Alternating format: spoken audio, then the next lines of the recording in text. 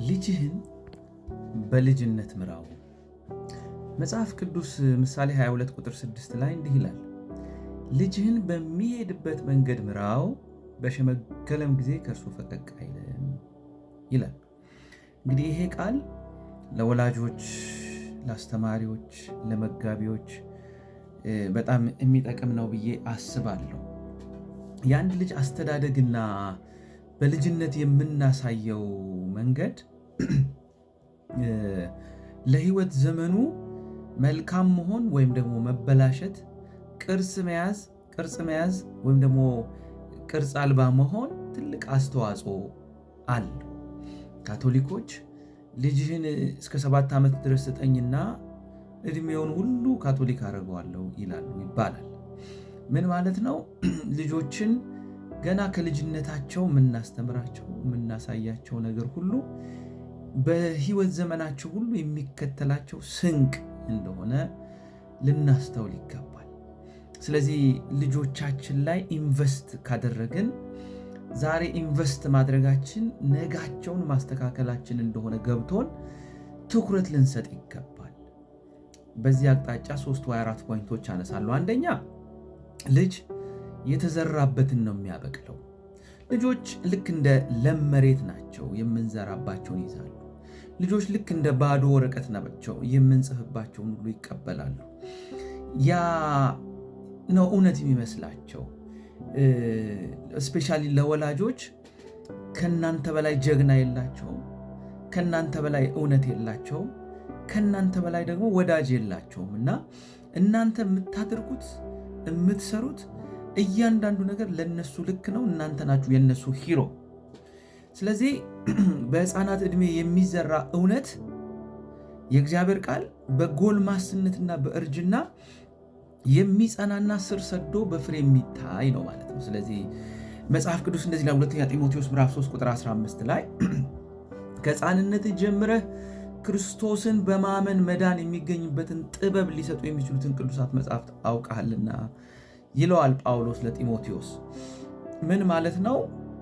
በልጅነትህ ወላጆችህ፣ አያቶችህ ያስተማሩና ያስነበቡ የሰጡ ያ መጽሐፍ ኢየሱስ ክርስቶስን እንድታውቅ እና ከእሱ ጋር እንድትጣበቅ አድርጎሃል እና እሱን ቸል አትበለው እያለ ይመክረዋልና ለካ በልጅነት የሚዘራ የእግዚአብሔር ቃል ቀላል አይደለም። ምንድነው? ማስተማር ከዘገየን ልጆቻችንን ዓለም ታስተምራቸዋለች፣ ኢንተርኔቱ ያስተምራቸዋል፣ መጥፎ ጓደኞች ያስተምሯቸዋል። ስለዚህ እንደ ወላጅ፣ እንደ መጋቢ፣ እንደ ቤተ ክርስቲያን መሪ ልጆቻችንን በልጅነት ቃል መመገብ፣ መዝሙር ማስተማር፣ በሚገባ እንዲሄዱ መንገድ ማሳየት ከኛ ይጠበቃል። ልጆችን ከጉባኤ አውጥቶ ማባረር፣ የሆነ ቦታ ላይ ተሰብስበው እንዲጫወቱ ማድረግ ብቻ ሳይሆን የግድ ከእግዚአብሔር ቃል ጋር ስቲክ እንዲያደርጉ መርዳት ያስፈልጋል። አንደኛው። ሁለተኛው፣ ልጆቻችን ከምንናገረው ይልቅ የምናደርገው ነገር ይሰማሉ፣ ይተገብራሉ። ማስተማር የቃል ብቻ አይደለም፣ ኦርደር የማድረግ ብቻ አይደለም፣ ግባና አጥና ማለት ብቻ አይደለም፣ ቃል አታነብም ማለት ብቻ አይደለም፣ ቸርች እኮ እንደዚህ አይነት አይለበስም፣ ፀጉርህ እንደዚህ አድርገህ እንዴት ትሄዳለህ ብቻ ማለት አይደለም። ለምንድን ነው የማትጸልየው አንተ ጴንጤ አይደለህ ማለት ብቻ አይደለም።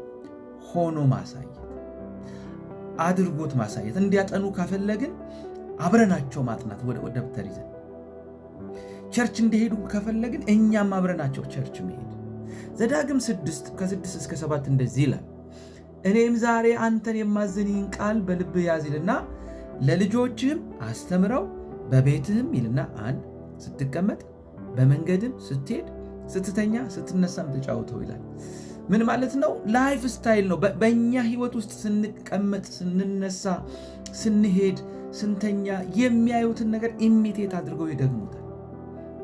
ተሳዳቢ ከሆንን እመኑኝ የማይሳደቡ ልጆች አሉኝ እንዳትሉ፣ ሴም ቲንግ ነው የሚደግሙት።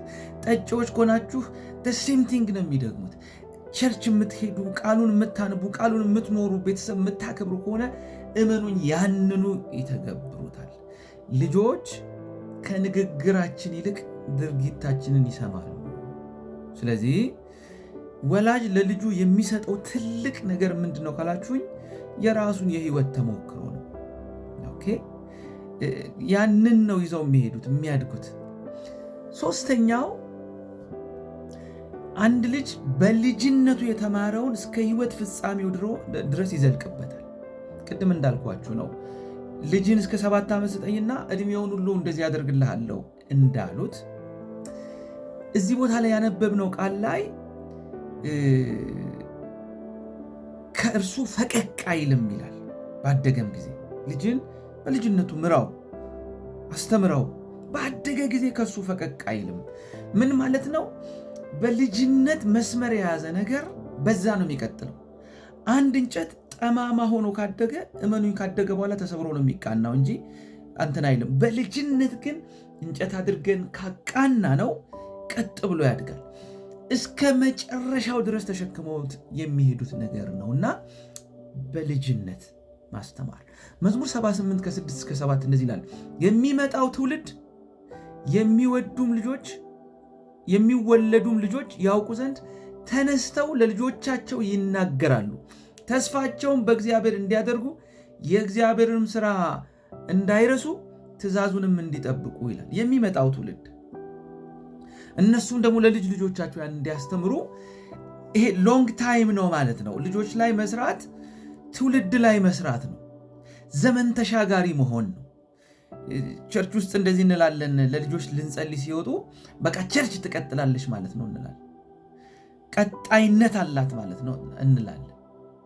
ኦኬ ሶ ልጆቻችሁ ላይ ኢንቨስት አድርጉ፣ ጊዜ አጥፉ፣ አስተምሩ፣ ቃል አስጠኗቸው፣ ከቃሉ ጋር ኢንቲሜሲ እንዲኖራችሁ አድርጉ። እሱን ስታደርጉ ዘመናቸው ላይ የሰራችሁት፣ ፍጻሜያቸው ላይ የሰራችሁት፣ የነገ ትዳራቸው ላይ የሰራችሁት፣ የነገ ስራቸው ላይ የሰራችሁት ማለት ነው ዛሬ ልጆች ያሏችሁ። ስለዚህ አራተኛና የመጨረሻው ዛሬ የምንዘራባቸው ከዘመኑ ተግዳሮት ይታደጋቸዋል። እኛ ካልዘራንባቸው ቴክኖሎጂው፣ ሚዲያው፣ የዓለም ግፊት፣ ፒር ፕሬዠሩ ይዘራባቸዋልና ወያፍቱ። ለዚህ ነው ኤፌሶን 6:4 ላይ እናንተም አባቶቹ ልጆቻችሁን በጌታ ምክርና ተግዛዝ አሳድጓቸው እንጂ አታስቆጧቸው ይላል። ምን ማለት ነው? ጊዜ የሰጣችሁ የእናንተ አድርጓቸው፣ ምከሯቸው፣ ገስጿቸው እንጂ በእያንዳንዱ ነገር እነሱን ኦፌንድ የሚያደርግ ነገር አታድርጉ። እና ምን እናድርግ ካላችሁኝ፣ አንደኛ ለልጆቻችሁ ጊዜ ስጡ። ከቴክኖሎጂ ይልቅ ከልጆቻችሁ ጋር ጊዜ አጥፉ። ሁለተኛ ተነጋገሩ። ልጆች የሚሰሙትንም የሚያዩትንም ስለሚከተሉ ተወያዩ። ሁሉም ነገር በቁጣ አይደለም። አንዳንድ ጊዜ ልጆቻችንን አምጣ ብለን እንላቸዋለን። ከዛ ጮኸን እናገራለን። ቀጥሎ ዱላ ይዘን እንመጣለን። ልጆች አምጣም የሚለውን ምክሩንም ይዘሉና ዱላ ውስጥ ይገቡና ከዛ የማይሰሙ ይሆናል። ግን በውይይት ጥፋትም ካለ ጥፋታቸውን አሳምኖ ያንን ነገር ማድረግ ነገ ጥሩ ዜጋ፣ መልካም ክርስቲያን፣ ጥሩ ባል ወይም ሚስት እናፈራለን ማለት ነው። ከዛ ባለፈ ግን እንጸልይላቸው። እጅ እየጫንን ለልጆቻችን እንጸልይ። ልጅን በሚሄድበት መንገድ ምራው። በልጅነት በጸሎት በምክር አብሮ በማሳለፍ ጊዜ በመስጠት ምራው።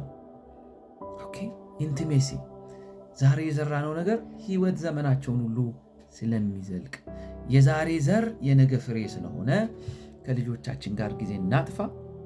ልጆቻችንን ቃሉ እናስተምር፣ በእግዚአብሔር መንገድ እናሳድግ። ነገ መልካም ነገር እናጭዳለን። ዋጋ ቢያስከፍልም መንገዱ ይሄ ነውና ይህንን ተግብር።